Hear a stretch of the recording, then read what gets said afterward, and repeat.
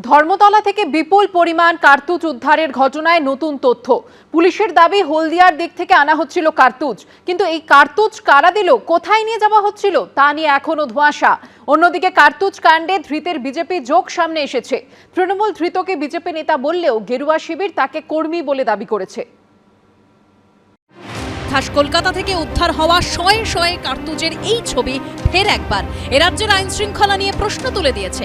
জামা কাপড়ের আড়ালে থরে থরে কার্তুজ, প্লাস্টিকের প্যাকেটে মোড়া রাশি রাশি কার্তুজ। কলকাতার প্রাণকেন্দ্র ধর্মতলায় রবিবার সন্ধে 120 রাউন্ড কার্তুজ উদ্ধার করে কলকাতা পুলিশের এসটিএফ। হাতে নাতে গ্রেপ্তার করা হয়েছে রামকৃষ্ণ মাঝি নামে এক যুবককে। পুলিশ সূত্রে দাবি, পূর্ব মেদিনীপুরের হলদিয়ার দিক থেকে কার্তুজগুলো আনা হচ্ছিল কলকাতায়। ধৃতের কাছ থেকে মিলেছে মেচেদার বাসের টিকিট। যেটা তদন্তকারীরা প্রাথমিক তদন্তে জানতে পারছেন যে হলদিয়ার দিক থেকে সে নিয়ে আসছিল, সেখান থেকেই তার হাতে কেউ এই এত সংখ্যায় গুলি তুলে দিয়েছিল, যেটা সে লুকিয়ে বাসে করে নিয়ে এসে কলকাতায় নিয়ে আসার পর তারপরে পরবর্তী যা সিদ্ধান্ত ছিল সেই অনুযায়ী বা তাদের যারা দিয়েছিল গুলি তাদের যা নির্দেশ সেই অনুযায়ী সেই গুলি হয়তো অন্য কারোর হাতে সে তুলে দিত। গোপন সূত্রে খবর পেয়ে ধর্মতলার এসবিএসটিসি টিকিট কাউন্টারের পাশে 12B বাস স্ট্যান্ডে রবিবার সাদা পোশাকে ওঁত পেতে বসেছিলেন কলকাতা পুলিশের এসটিএফ এর অফিসাররা। পিঠে ব্যাগ নিয়ে রামকৃষ্ণ বাস থেকে নামতেই পুলিশ তাকে পাকড়াও করে। ব্যাগ থেকে উদ্ধার হয় 120টি কার্তুজ, তার মধ্যে 100টি 8mm পিস্তলের, বাকি 20টি কার্তুজ 7.65mm পিস্তলের। কার্তুজ কাণ্ডে ধৃত রামকৃষ্ণ মাঝি পূর্ব বর্ধমানের কেতুগ্রামের কুলুম গ্রামের বাসিন্দা। তৃণমূলের দাবি, ধৃত রামকৃষ্ণ বিজেপির তফসিলি মোর্চার প্রাক্তন সভাপতি। তাদের আরও অভিযোগ, অস্ত্র থেকে মাদক পাচার সবকিছুর সঙ্গেই যুক্ত রামকৃষ্ণ মাঝি।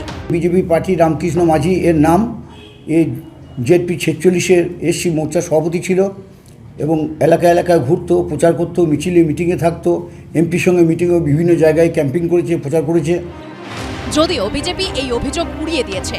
তো গাড়ির ব্যবসা করে, এবার আমাদের মিটিং মিছিলে অনেক সময় ওর গাড়ি ভাড়া নেওয়া হয়। বিজেপির বিরুদ্ধে কুৎসা রটানো, ওটা তো কাজ তৃণমূলের। মিটিংয়ে মিছিলে হাঁটছে মানেই যে বিজেপির কোনো পদে থাকতে হবে তার তো কোনো মানে নেই। অনেক তৃণমূলের সঙ্গে তো চোর ধান দেওয়া সব ঘুরে বেড়ায়। তবে কার্তুজ সহ ধৃত রামকৃষ্ণ মাঝির স্ত্রীও দাবি করেছেন তার স্বামী বিজেপি করেন। টাকার লোভ দেখিয়েছে দিয়ে করে ফেলেছে এই কাজ। 5,000 টাকার মতো দরকার ছিল, গাড়ি কিস্তি করে হয়তো বিজেপি পার্টি করে হয়তো। এখন প্রশ্ন হলো, বিপুল পরিমাণে কার্তুজ রামকৃষ্ণ মাঝির কাছে এলো কিভাবে? এত কার্তুজ কোথায়, কি উদ্দেশ্যে পাচার করা হচ্ছিল? কাদের হাতে পৌঁছানোর কথা ছিল এই কার্তুজগুলি? কার্তুজগুলো কি ভিন রাজ্য থেকে আনা হচ্ছিল, নাকি রাজ্যেরই কোনো বেআইনি অস্ত্র কারখানা থেকে পাচার করা হয়েছে? পুলিশের কাজ হচ্ছে টাকা তোলা। আমি তো সোশ্যাল মিডিয়ায় দেখছি, দেখুন গোটা রাজ্য জুড়ে কোনো লাজ লজ্জা নেই, টাকা তুলো। এখন এই এতগুলো 100খানা কার্তুজ সহ ধরা পড়েছে, বিজেপি নেতা তাকে দিল কে, কোথা থেকে এলো? এরা তো এখানে ঢুকে গন্ডগোল করে আবার পাশের রাজ্যে বা কোথাও একটা গিয়ে গা ঢাকা দেয়, আমাদের পুলিশকে গিয়ে আবার ধরে আনতে হয়। এর থেকেই বোঝা যাচ্ছে যে বিজেপি এই সমস্ত চক্রান্তগুলোর পেছনে থাকে। মাস দুয়েক আগে কলকাতার আনন্দপুরে অস্ত্র পাচারের অভিযোগে এই কেতুগ্রামেরই এক মহিলাকে গ্রেপ্তার করেছিল পুলিশ।